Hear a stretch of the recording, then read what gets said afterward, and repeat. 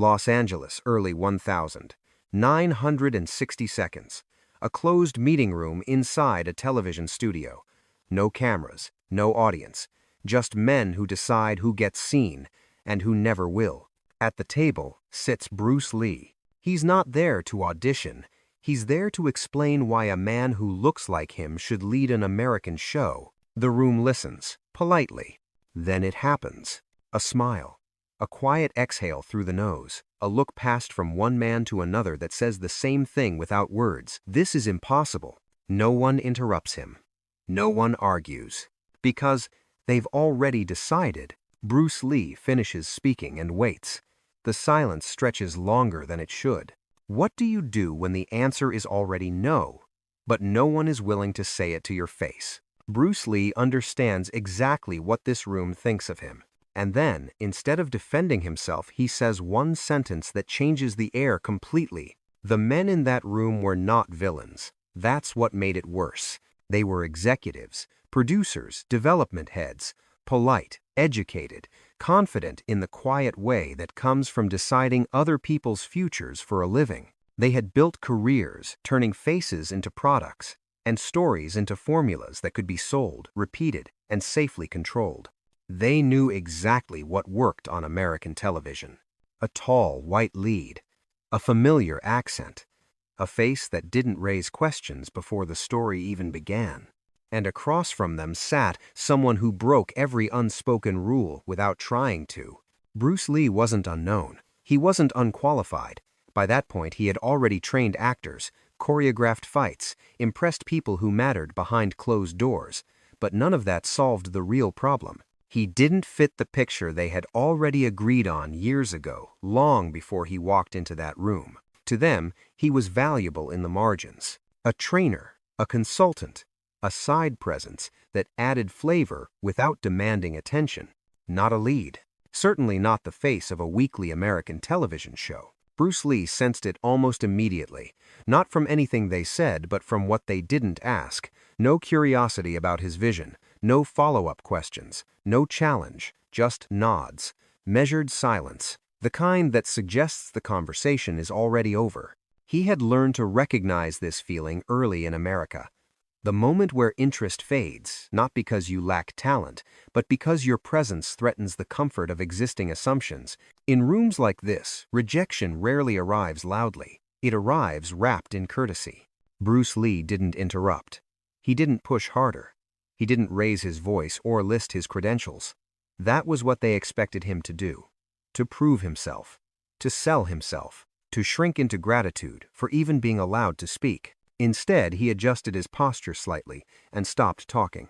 The pause was subtle, but it disrupted the rhythm of the room. One producer shifted in his chair. Another glanced at his notes, pretending to review something important. The silence was no longer polite. It was exposed. Bruce Lee understood something they didn't yet realize. This meeting was never about whether he was good enough. It was about whether he would accept the role they had already chosen for him. The silence doesn't break on its own. It never does in rooms like this. One of the executives clears his throat, not to speak, but to signal that someone should. Another flips a page in a folder he isn't reading. The gestures are small, almost rehearsed. These men are used to controlling momentum. They know how to let time work in their favor. This is the part where most people rush in to save themselves. They explain. They soften their idea. They reassure the room that they are not a risk. Bruce Lee doesn't. He stays still, eyes forward, hands relaxed. He lets the weight of the pause do what words cannot. The longer it lasts, the clearer the imbalance becomes.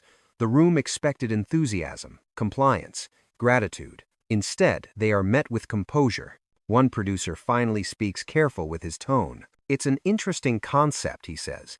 Interesting is the word they use when they don't intend to continue. Another adds something about timing, about the market, about what audiences are ready for. None of it is said directly to Lee. The sentences float just past him, as if he's meant to overhear his own limitations rather than be told them. Bruce Lee listens, really listens, not for meaning, but for certainty. He hears it clearly now. They are not debating his idea. They are protecting their comfort. In their world, leads look a certain way. Heroes sound a certain way, and anyone who doesn't match that image must first prove that he can carry the weight of their fear, that he won't disturb the balance they profit from. They expect resistance from him, or desperation, maybe even anger. What they don't expect is restraint. Bruce Lee doesn't correct them. He doesn't argue statistics or point to examples. He doesn't mention how many times he has already been underestimated. Doing so would place him exactly where they want him, asking for permission.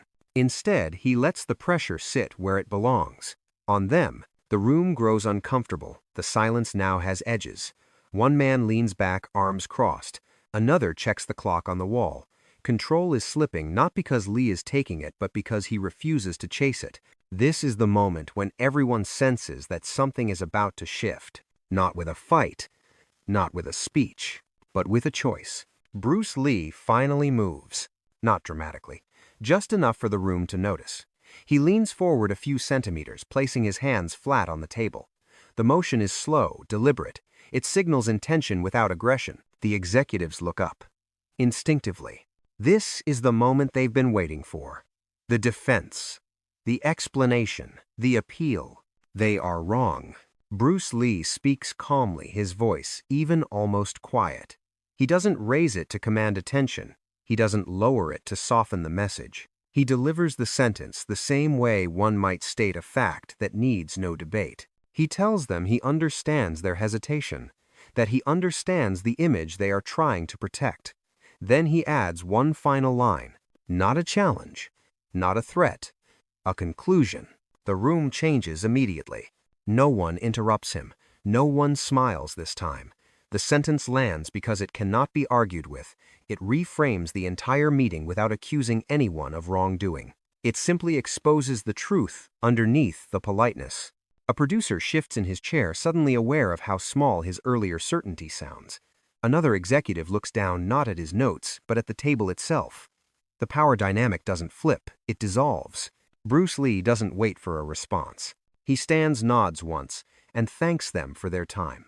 The courtesy is real. That's what makes it unsettling. He isn't walking away offended. He's walking away finished. As the door closes behind him, the room remains silent. No one rushes to fill it. They all understand what just happened, even if they don't admit it out loud. They didn't reject him. They revealed themselves. No one in that room follows him out.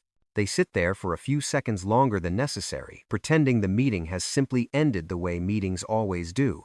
Papers are gathered. Coffee cups are nudged aside. One man clears his throat again, this time to suggest they circle back later. But something has shifted, and they all feel it. Bruce Lee doesn't walk away angry. He doesn't replay the sentence in his head, wondering if he should have said more. He already knows what that room was prepared to offer him, and more importantly, what it never would. What they mistook for politeness was a boundary.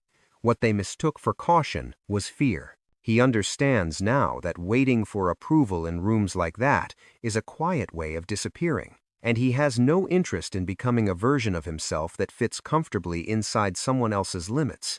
Years later, people would talk about confidence, about discipline, about philosophy. They would quote him, analyze him, turn his restraint into something poetic.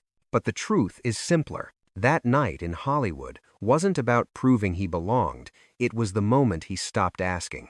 And sometimes, the most powerful response to being laughed at is deciding you no longer need the room at all.